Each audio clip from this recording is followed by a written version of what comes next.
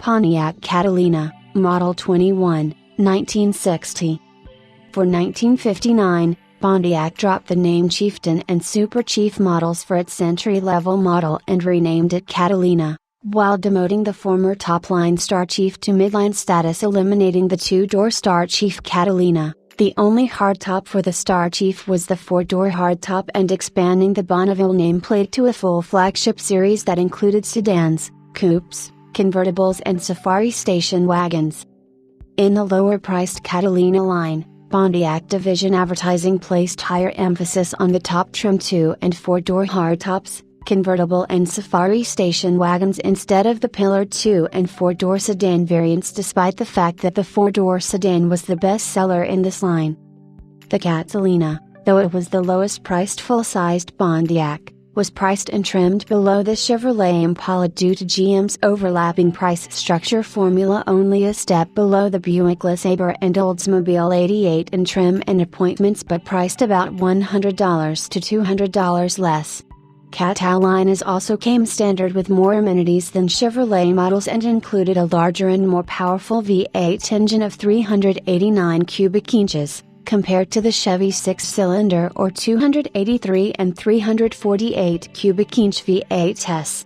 Pontiacs also benefited from a much better automatic transmission than their Chevrolet counterparts, the 4-speed Hydra-Matic, versus the Chevy's 2-speed Power Glide.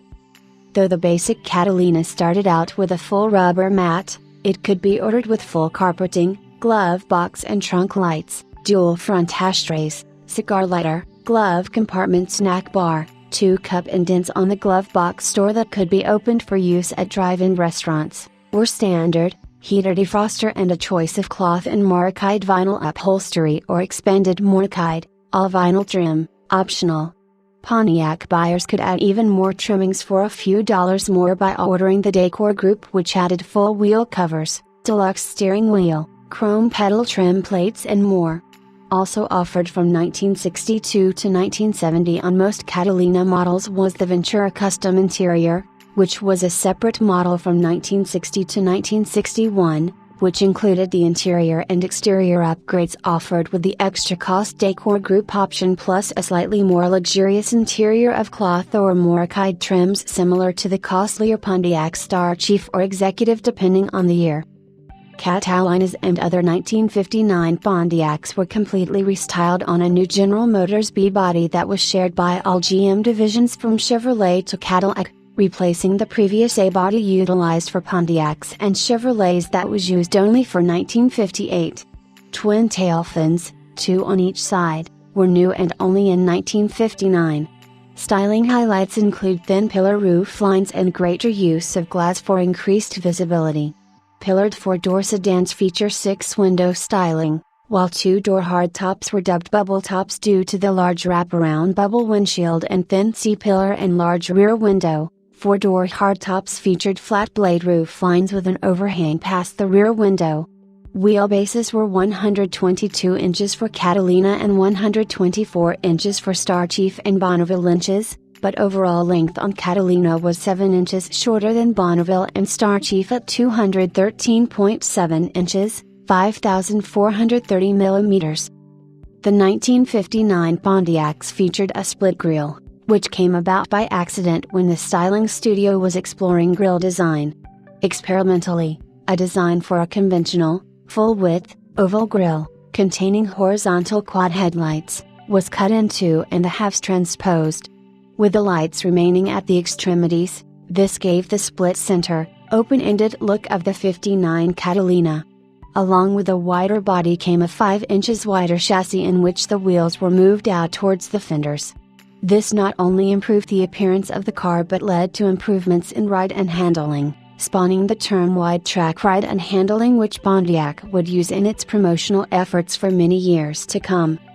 All Pontiacs were powered by various renditions of the new 389 cubic inch Tempest V8, which was later renamed from 1961 as the Trophy V8, which was basically a version of the previous 370 cubic inch V8 with stroke increased to 3.75 inches. The 370C was used in 1958 model Pontiacs and based on the Pontiac V8 design introduced in 1955.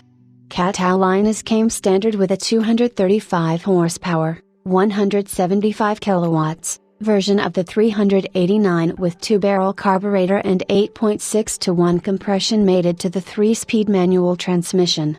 When the optional 4-speed hydromatic transmission was ordered, the standard engine was 280 horsepower, 210 kilowatts, version of the same engine with higher 10.5:1 compression ratio. Available as a no-cost option with the hydromatic transmission was the 215 horsepower 389, dubbed the Economy V8, with 8.6:1 compression ratio, which burned cheaper regular gasoline, instead of the premium and super premium fuels required for the high compression engines, and capable of achieving more than 20 mpg on the highway. Optionally available at extra cost were higher power versions of the 389 V8 with 4-barrel carburation rated at 283 horsepower, 211 kilowatts, with manual gearbox or 303 horsepower with hydromatic, a 4-barrel carburetor version with a horsepower rating of 318 horsepower, or tri-power options with triple 2-barrel carburetors and 330 horsepower or 345 horsepower, 257 kilowatts. For 1960, Catalina and other Pontiacs received a minor facelifting of the 59 body shell with a new full-width horizontal bar grille similar to the 1930s Cord 810-812, replacing 1959 split grille. For this year only the split grille returned in 1961, and round taillights. Body styles and drivetrain offerings were unchanged from 1959. New to the option list was a portable transistor radio that could be used in the car in place of the regular in-dash radio or removed from the car for use as a portable with battery power. Also new for 1960 were the optional 8-lug aluminum wheels with integral brake drums that not only enhanced the car's looks but also provided improved stopping power. Another popular option for performance enthusiasts was the Safety Track Limited Slip Differential. In the suspension department, the front track was increased from the 59's 637/8 to 64 inches. In the engine compartment, the so-called gusher type cooling system, with cooling liquid entering the engine over the exhaust valves, reverse of what is more normally done, was replaced by the so-called EquiFlow type, with conventional V8 cooling configuration. Turn signals were standard, while the AC was $430 and padded dash was $19.